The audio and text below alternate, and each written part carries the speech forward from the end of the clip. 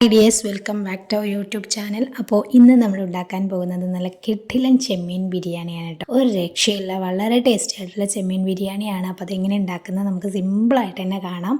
അതിന് വേണ്ടിയിട്ട് ഞാനൊരു പാൻ ഇവിടെ അടുപ്പത്ത് വെച്ചിട്ടുണ്ട്. അതിലേക്ക് ആവശ്യത്തിനുള്ള ഓയിൽ ഒഴിച്ചു കൊടുത്തിട്ട് നമ്മൾ സവാള നന്നായിട്ട് വാട്ടിയെടുക്കുകയാണ് കേട്ടോ. എന്നിട്ട് അപ്പോൾ നമ്മൾ ചെമ്മീനൊക്കെ അതിന് മുമ്പേ കഴുകി വൃത്തിയാക്കി വെച്ചിട്ടുണ്ട്. അപ്പോൾ അതൊന്ന് ജസ്റ്റ് ഒന്ന് ഫ്രൈ ചെയ്യാൻ വേണ്ടിയിട്ട് നമ്മൾ അതിലേക്കുള്ള മസാല തയ്യാറാക്കുകയാണ്. മുളക് പൊടി, ഉപ്പ്, മഞ്ഞൾപ്പൊടി, ലേശം കുരുമുളക് പൊടിയും കൂടി ഇട്ടിട്ടാണ് ഇതൊന്ന് കുഴച്ചെടുക്കുന്നത്. എന്നിട്ട് നമ്മളതൊന്ന് ഫ്രൈ ചെയ്തെടുക്കാനായിട്ട് നല്ല ചൂടായ ഓയിലിലേക്ക് കുറച്ച് കറിവേപ്പില ഇട്ടെടുത്തു. എന്നിട്ട് നമ്മൾ ചെമ്മീനും കൂടി ഒന്നിട്ടിട്ട് ഫ്രൈ ചെയ്തെടുക്കുക. നന്നായിട്ടൊന്ന് വേവണ്ട കേട്ടോ, ഒന്ന് ജസ്റ്റ് ഒന്ന് കുറച്ചൊന്ന് കുക്കായി കിട്ടിയാൽ മതി. പിന്നെ നമ്മൾ ദം ചെയ്തെടുക്കുമല്ലോ. അപ്പോൾ അതിനാവശ്യമുള്ള ഇഞ്ചി, വെളുത്തുള്ളിയും പച്ചമുളക് കൂടി അരച്ചതായിട്ട് അത് മൂന്നും കൂടി ഒരുമിച്ച് ചേർത്തതാണ്. അപ്പോഴേക്കും നമ്മൾ സവാള നന്നായിട്ട് വഴന്ന് വന്നിട്ടുണ്ട്. അതിലേക്ക് ആ ഇഞ്ചി, വെളുത്തുള്ളി, പച്ചമുളകും കൂടി ആഡ് ചെയ്ത് കൊടുത്തു. അതിലേക്ക് ആവശ്യമുള്ള തക്കാളിയാണ്. അപ്പോൾ നമ്മൾ എത്രയാണോ നമ്മൾ ചോറ് വെക്കുന്നത് അതിനനുസരിച്ചുള്ള ഇൻഗ്രീഡിയൻസ് ചേർത്ത് കൊടുക്കുക. എന്നിട്ട് അതിലേക്ക് ലേശം മുളക് പൊടി, കുരുമുളക് പൊടിയാണ് നമ്മൾ ചേർത്തെടുക്കുന്നത്. പിന്നെ അതിന് ശേഷം കുറച്ച് മഞ്ഞൾപ്പൊടിയും കൂടി ആഡ് ചെയ്യുക. ആവശ്യത്തിനുള്ള ഉപ്പ്, കാരണം നമ്മൾ ഓൾറെഡി നമ്മൾ ചെമ്മീനിൽ ഉപ്പ് ചേർത്തതാണ്. അപ്പോൾ ഉപ്പ് നമ്മൾ ആവശ്യത്തിന് നമ്മൾ ചേർത്ത് കൊടുക്കുക കേട്ടോ. പിന്നെ കുറച്ച് ഗരം മസാലയും കൂടിയാണ് ചേർത്ത് കൊടുത്തത്.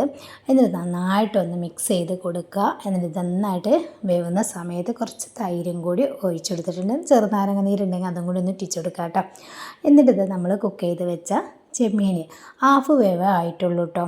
എന്നിട്ട് ഇനി ദമ്മ് കിടന്ന് വേവാൻ വേണ്ടിയിട്ട് ഒന്നും കൂടി നമുക്കിതിലേക്ക് ഇട്ട് കൊടുക്കാം. ഇനി അതിന് മുകളിൽ ലേശം ചപ്പ് പുതിനയിലയും കൂടി ആഡ് ചെയ്ത് കൊടുക്കുക. അപ്പോഴത്തേക്ക് ഞാനിവിടെ ചോറ് റെഡിയാക്കാനുള്ള വെള്ളം വെച്ചിട്ട് നെയ്ച്ചോറ് വെച്ചിട്ടാണ് ഇടുന്നത്. ഇനി നമുക്കിത് ദം ചെയ്തെടുക്കാൻ വേണ്ടിയിട്ട് വേറൊരു ചെമ്പട്ടി വെച്ചിരിക്കുകയാണ്. അപ്പോൾ അതിലേക്ക് നമ്മുടെ ഉണ്ടാക്കി വെച്ച മസാല അതിലേക്ക് ആഡ് ചെയ്തപ്പോൾ അത് അടിയിൽ പിടിക്കാതെക്കാൻ വേണ്ടിയിട്ടാണ് കുറച്ച് നെയ്യൊക്കെ ഒഴിച്ചു കൊടുത്തത് കേട്ടോ. ഇനി നമ്മൾ കുക്ക് ചെയ്ത് വെച്ച റൈസ് ഇതിലേക്ക് ഇട്ട് കൊടുത്തു. അതിന് മുകളിൽ കുറച്ച് ചപ്പ് പൊതിരയിലൊക്കെ ഒന്ന് ഒരു ഡെക്കറേഷന് വേണ്ടിയിട്ട് ഇട്ടു. അപ്പോൾ ഇത് ഓരോ ലെയറായിട്ട് ഇട്ട് കൊടുത്താലും കുഴപ്പമൊന്നുമില്ല. പക്ഷെ ഞാനൊന്നായിട്ട് ഇട്ടതിന് ശേഷമാണ് ഇട്ടിട്ടുള്ളത് കേട്ടോ.